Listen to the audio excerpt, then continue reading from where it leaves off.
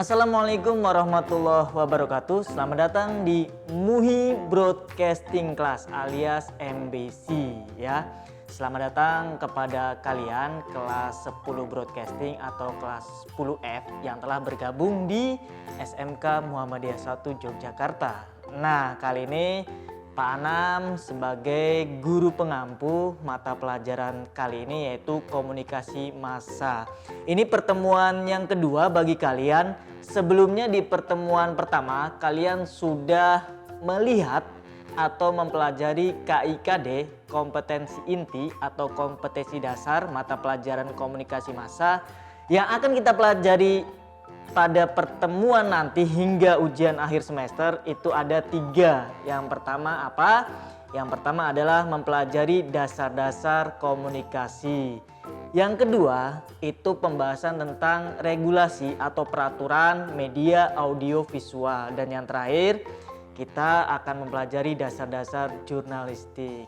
Nah, tentunya di pertemuan kedua ini tentunya kalian yang menonton, Pak Anam akan menjelaskan tentang apa sih konsep komunikasi itu, seperti apa. Nah, seperti Pak Anam sekarang ini sedang berkomunikasi dengan kalian melalui satu media. Nah, berbicara tentang komunikasi ya, sebenarnya apa sih Pak komunikasi itu? Saya memang sudah berkomunikasi dengan yang lain. Saya pernah berkomunikasi dengan guru saya. Saya pernah berkomunikasi dengan kawan saya. Itu salah satu contohnya. Sebenarnya apa sih komunikasi itu?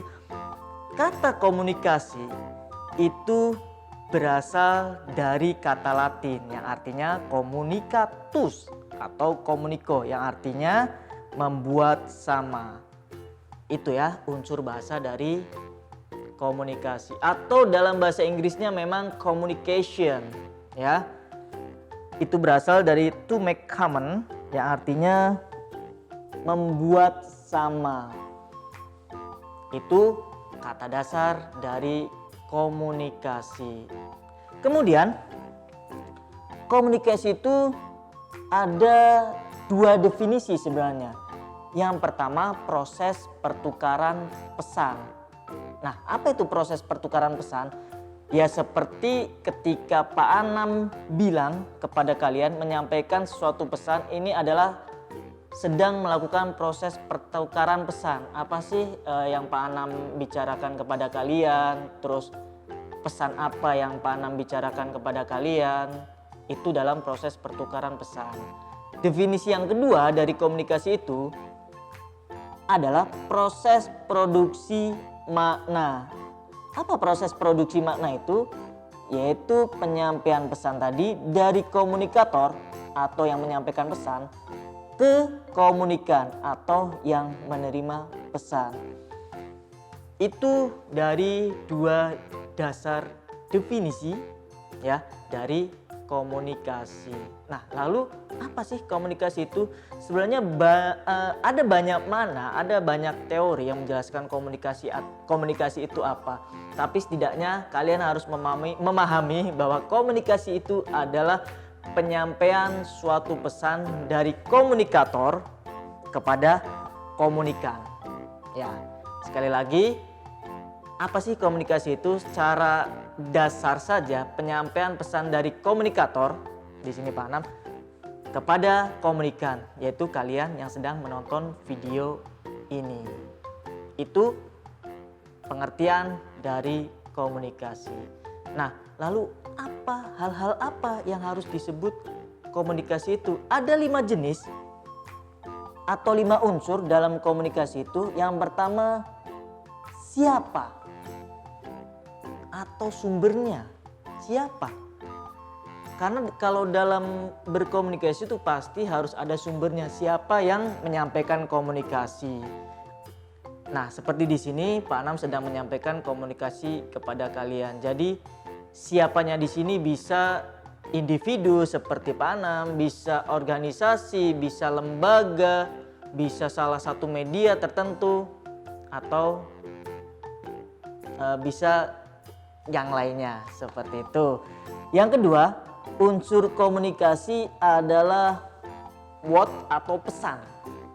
Nah, Dalam suatu komunikasi itu pasti ada pesan. Seperti Pak Anam sampaikan di sini sekarang. Pak Anam sedang menyampaikan sebuah komunikasi. Pak Anam sedang menyampaikan sebuah pesan kepada kalian. Nah, pesannya apa? Yaitu pesan yang Pak Anam sedang lakukan sekarang adalah sedang menyampaikan tentang apa sih makna komunikasi itu sendiri. Walaupun tadi di perkenalan awal Pak Anam sudah menyampaikan apa yang kita pelajari dalam semester ini dari KIKD-nya, seperti itu ya. Yang ketiga, unsur komunikasinya adalah in which channel. Saluran atau medianya apa? Tentunya dalam komunikasi itu pasti ada saluran atau medianya. Pak Anam sekarang menggunakan saluran audio visual, yaitu kalian bisa menonton dari mana saja, bisa menerima pesan dari mana saja melalui saluran media channel akun YouTube Kamuhi TV ini. Itu unsur yang ketiga. Ya, yang jelas 5 unsur komunikasi ini penting karena bisa dikatakan bahwa ada 5 unsur, yaitu komunikasi. To who, artinya apa? Untuk siapa. Kalau tadi yang pertama siapa yang menyampaikan pesan, yang keempat, 5 unsur yang keempat itu untuk siapa.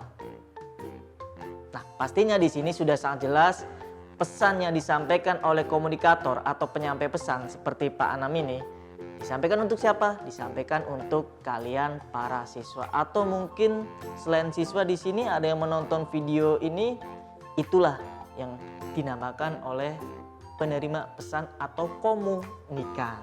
Itu unsur komunikasi yang keempat. Selanjutnya unsur komunikasi yang kelima adalah with what effect.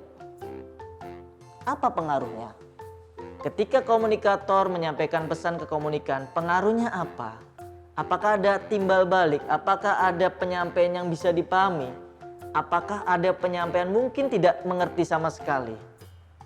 Itu untuk unsur komunikasi yang kelima. Contoh dari keseluruhannya ini, 5 unsur komunikasi itu ya bisa dikatakan ada nggak feedbacknya atau titik baliknya ketika Pak Anam di sini menyampaikan pesan kepada kalian. Kita langsung contohnya saja seperti ini. Ketika Pak Anam di sini menyampaikan pesan kepada kalian melalui channel video ini, apakah pesan Pak Anam bisa diterima maknanya kepada kalian semua? Itu yang dinamakan komunikasi. Sangat mudah bukan? Makanya memang kadang sebagian orang ada yang namanya miskomunikasi, terus gagal paham atau yang lainnya. Itu memang tidak memuat unsur-unsur komunikasinya. Artinya dari penyampaian pesannya dia gagal menyampaikan pesan kepada penerima pesan, ya. Terus medianya juga mungkin apakah dia hanya lewat telepon, SMS atau WA. Biasanya kalau WA kan kadang berbeda. Pesannya ya, kadang berbeda ketika kamu di mana, lagi apa, itu kan sangat berbeda ketika ada komunikasinya tanda petik atau yang lainnya. Ketika kalian baca kamu di mana tanpa pesan-pesan tertentu pasti akan miskomunikasi. Makanya komunikasi itu sangat penting bagi kehidupan manusia di dunia ini. Itu ya pengertian dasar tentang komunikasi. Nah, berkaitan dengan itu, kenapa kita ada yang namanya mata pelajaran komunikasi massa? Oke, sebagai bocoran, level komunikasi itu sebenarnya banyak sekali. Kenapa? Sebuah ilmu komunikasi itu omnipresent. Artinya dia bisa berada di mana-mana. Maksudnya gini, contoh ada yang namanya level komunikasi organisasi. Ada komunikasi personal, ada namanya komunikasi interpersonal, ada juga namanya komunikasi organisasi tadi udah ya, ada juga komunikasi budaya dan lainnya. Nah, komunikasi massa di sini adalah salah satu dari level komunikasi itu sendiri. Nanti di pertemuan berikutnya, oke? Mudah-mudahan kalian bisa memahami apa yang Pak Anam sampaikan untuk pengertian komunikasi untuk hari ini. Silakan kalau kalian ada pertanyaan bisa langsung bertanya melalui channel ini atau melalui aplikasi e-learning SMK Muhammadiyah 1 Yogyakarta atau juga melalui pesan pribadi. Terima kasih. Mohon maaf atas segala kekurangannya. Assalamualaikum warahmatullahi wabarakatuh.